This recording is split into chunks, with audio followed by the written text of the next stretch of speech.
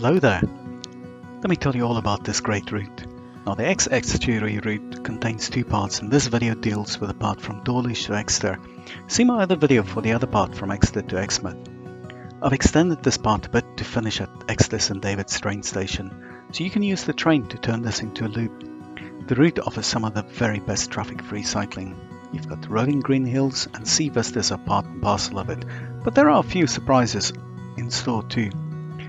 Leisure routes like this are best cycled at a more sedate pace, with plenty of stops. In fact, if you race, you'll be depriving yourself of much that the route has to offer. Slow down, take loads of photos, and simply enjoy the views. There are several cafes in Dawlish, though none are directly on the route, which is slightly annoying. However, there are pubs in Cockwood, and you can stop that sniggering. And in Starcross, there's also the turf at Turf Locks. Before that, along a brief there and back diversion, there's a bistro near Balaram Castle, which is well worth visiting. At Double Locks, there's another pub and cafe stop, with plenty more once you get to Exeter Quay. In fact, linger for a while at Exeter Quay. Finally, there's a coffee shop at Exeter St David's. There are a few gotchas with the route though. First of all, the entire route isn't traffic free, though the vast majority is. There are some segments along the Starcross to around Turf Locks area that are on traffic calmed and normally very quiet lanes. When setting off from Dawlish train station, there are steps with a wheel channel alongside where you'll need to push your bike. There are also some hills during the Dawlish section. They're not bad though. But if you'd rather avoid all of that, simply start at Dawlish Warren train station instead.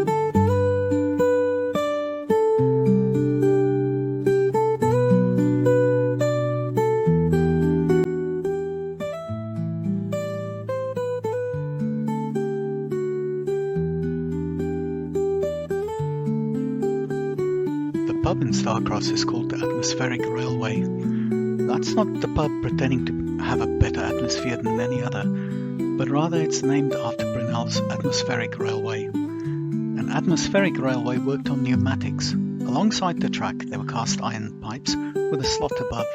The slot was sealed with leather flaps, and a piston, which was attached to the locomotive, would slide along inside the pubs. There were a series of pumping stations along the track which would create vacuum.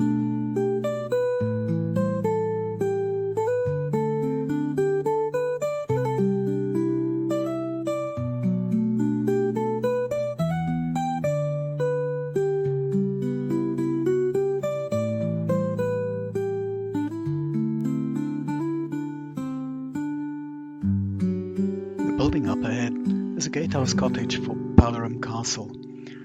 And there's a rough dirt track leading off to the left. It's well worth diverting. Further along there's a deer park, and especially younger kids would enjoy getting quite close to deer. And then further still there's a lovely bistro that you would miss if you didn't divert.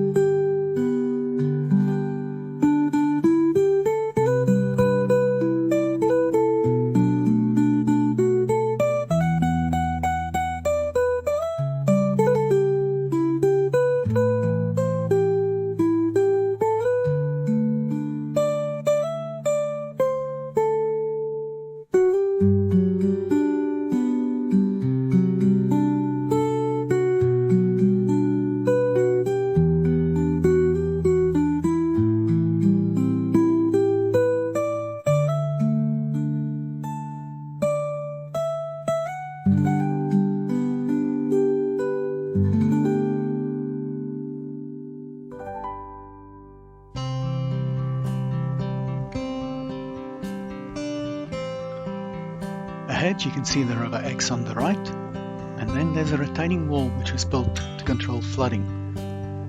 The cycle path is to the left of that wall. That has the disadvantage that you don't have the river views, but on the right side, at times, when the tide's fully in, you'll be cycling at below the water level, so it helps keep you dry.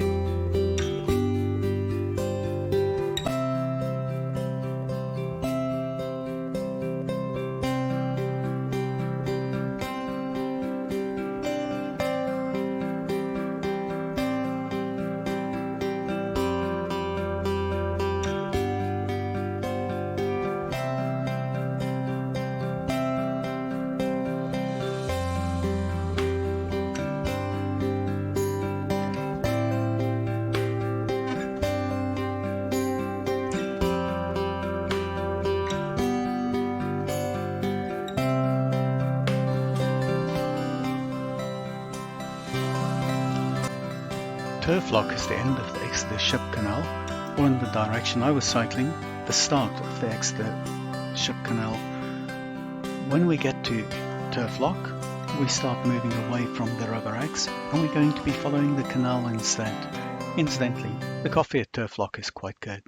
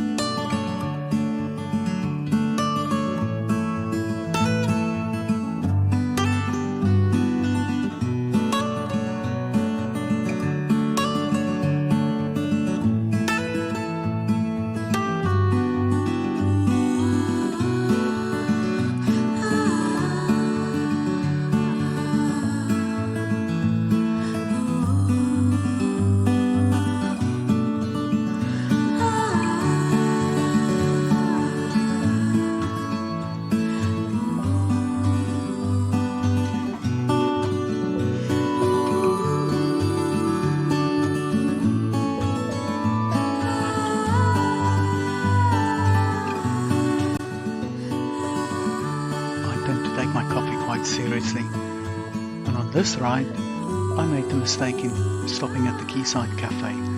I have to say the coffee was awful, and if you enjoy coffee, there are better places around Exeter Quay. Cross by the footbridge, go to the far side, and there are plenty of other shops to choose from.